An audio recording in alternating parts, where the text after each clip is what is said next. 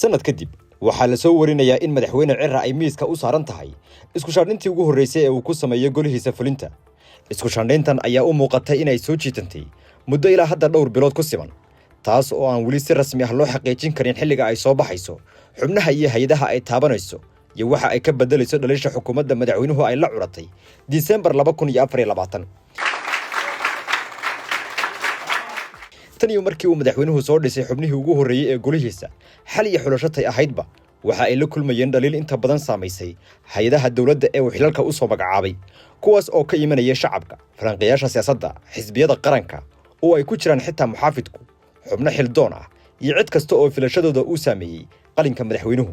dhaliishu waxay imanaysay marka la barbar dhigo xubnaha uu madaxweynuhu u xushay hay'adaha muhiimka ah, xaaladaha gobolka ka jira, carqaladaha siyaasiga ah iyo kuwa nabadgelyo ee ka jiray dalka xilligaasi oo qaarkood weli ay taagan yihiin, iyo jihada cusub ee laga naawilay in dawladda iyo dalka loo jiheeyo kadib doorashadii 2024. warbixintan waxaynu ku oordooxi doonaa sida ay ku timid xukuumadda iminka dhisan, inta ay leeg tahay isku shaandhinta lagu warramayo in madaxweynuhu uu sameeyay, balse ilaa haatan aan ku soo bixin faafinta rasmiga ah, iyo sababaha keenay saluuga ay la curteen xubnaha uu madaxweynuhu cugtay December 2024 oo ilaa hadda taagan 14 December oo ku beegneyd maalinkii saddexaad ee uu xafiiska fadhiistay madaxweyne Cabdiraxmaan Cirro. waxa uu soo dhisay xubnihii ugu horeeyay ee xukuumaddiisa. waxa ay ka koobnayd wajiga hore 48 xubnood oo isugu jira 28 wasiir, 3 wasiir dawle iyo 17 wasiir ku xigeen. haweenka ayaa 48 kursi waxa ay ku lahaayeen 3 kursi oo kaliya, halka beelaha gabooye uu madaxweyne Cabdiraxmaan Cirro uu siiyay wasiir buuxa. wajigii labaad oo saameeyay gudoomiyaasha hay'adaha madaxa bannaan, taliyaasha ciidanka iyo hoggaanadooda iyo agaasimayaal ayuu muddo kadib madaxweynuhu soo dhammaystiray. dhammaan xubnahaasi waxaa loo magacaabay wasaarado jiray, kuwo cusub iyo hay'ado hore oo loo bedelay wasaarado cusub. 3 madax ayay xukuumadda hadda jirta xilligaasi ka timid. madaxa koobaad oo ah kan ugu badan waa xubno xisbiyahan ah oo ka yimid xisbiga talada haya ee wadani, kuwaas oo inta badan uu soo xushay madaxweyne Cirro, halka uu qaarkood tala ku lahaa gudoomiyaha xisbiga wadani. madaxa labaad waxa uu ka yimid xisbiga ka haya saamigiisii, tanna waxa ay ka soo bilaamatay heshiiskii isbahaysi ee burburay ee dhex maray labada dhinac, waa wadani iyo kaxe 4 bishii Agoosto ee sanadkii doorashada ee 2024. inkastoo iminka ay jirto in xubnihii xisbigaasi ka yimid saamiyahan aanay si sax ah ugu abtirsan xisbigooda, qaarkoodna ay kaba bixeen.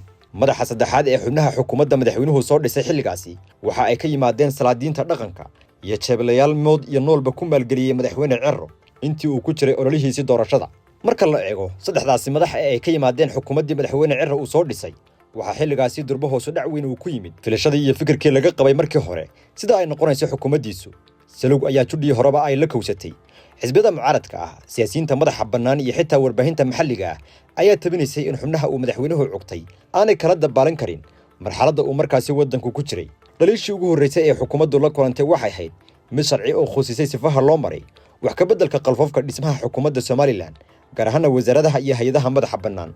khubaro sharci oo maxalli ah oo uu ka mid yahay garyaqaan guureed difaac ayaa si joogto ah uga hadlayay qodobada sharci ee qalinka madaxweynuhu uu gafay.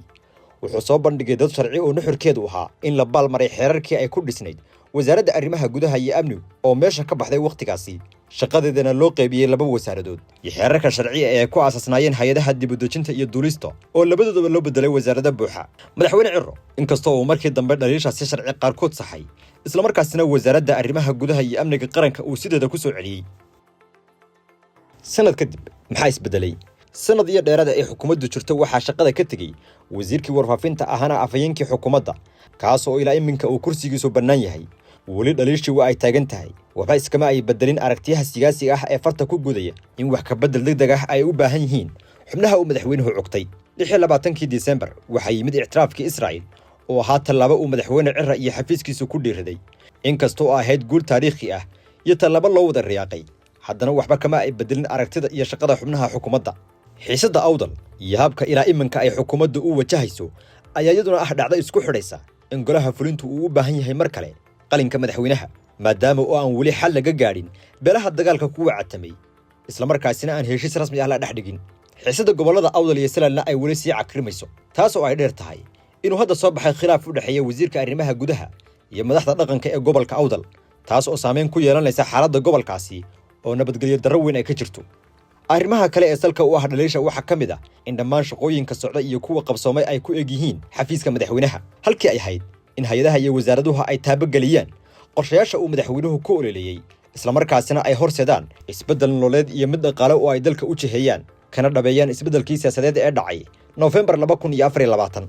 Shalay waxa uu madaxweyne Cirro soo saaray wareegto uu ku joojinayo xafladaha iyo dabaaldegyada ay qabanayaan wasaaradaha dalku. Waxa uu ahaa go'aan soo dhaweyn badan helay maadaama uu dalku galay xaalado abaaro iyo macaluul ba'ana. Xafladaha iyo dabaaldegyada ay sameynayaan wasaaradaha qaar waxa ay sii kordhisay dhaliisha la xidhiidha in aanay ahayn mas'uuliyiin mudan xilalka ay hayaan isla markaasina aanay lahayn bisel siyaasadeed iyo in go'aamadooda ay ku salayaan wacyiga jira. Waxa kaliya ee xafladahaasi laga dhex arkayay ayaa ah in mas'uuliyiinta wasaaraduhu ay raaceen wadada ay shirkadaha gaarka loo leeyahay hawladeennadooda u maamuusaan marka uu sanadku dhamaado, taas oo aan ahayn dhaqan looga bartay dawladda. Arrimahaasi jira ka sokow intee ayay leegtahay isku shandhaynta la filayo. Waxaa soo baxaya warar sheegaya in iminka uu madaxweynuhu sameeyay isku shandhayn kooban oo aan weli si rasmi ah loo faafin sida aynu sheegnay. Inkastoo aan la ogeyn dhinacyada ay taabanayso, haddana wararka aan helayno ayaa tibaaxaya in ilaa hadda uu madaxweynuhu soo buuxiyay 2 kursi oo xubnihii joogay ay iska casileen kadib markii ay ka codeen in madaxtooyada ay ka waayeen wada shaqayntii ay uga baahnaayeen. Waxaa suurtagal ah in xubno kale oo isbeddel lagu sameeyo ay soo raacaan, hase yeeshee sida ay miisaan ogaatay wareegtada qoran ee isku shandhaynta lagu sameeyay ee ku jirta gacanta afhayeenka madaxweynaha waxa ay saameynaysaa 2 kursi ee maran, balse waxaa suurtagal ah in xubnaha loo magacaabo kuraastaasi ayagu isbeddel ku keeni karaan xubno kale oo ay isku deegaan yihiin balse hadda magacaaban, taas oo sababi karta in xilalka ay hayaan laga qaado ama isku beddel lagu sameeyo. Wasiirka loo soo magacaabo wasaaradda warfaafintu wuxuu saamihan saameyn ku yeelan karaa xubno hore u joogay, kuwaas oo ay dhici karto in qalinku uu weydaarto mas'uuliyiinta hadda xilalka haya. Xaddi kasta oo ay leegtahay isku shandhaynta waqtigan u diyaarsan madaxweyne Cirro waxaa la filayay in maalintii shalay ay ku soo baxdo faafinta rasmiga ah, balse waxaa ku yimid dib u dhac la xidhiidha go'aankii lagu joojiyay xafladaha iyo dabaaldegyada ay sameynayaan wasaaradaha dalku, taas oo ka mid ah qodobada dhaliisha ah ee ay ku timid isku shandhaynta waqtigeeda uu taagan yahay.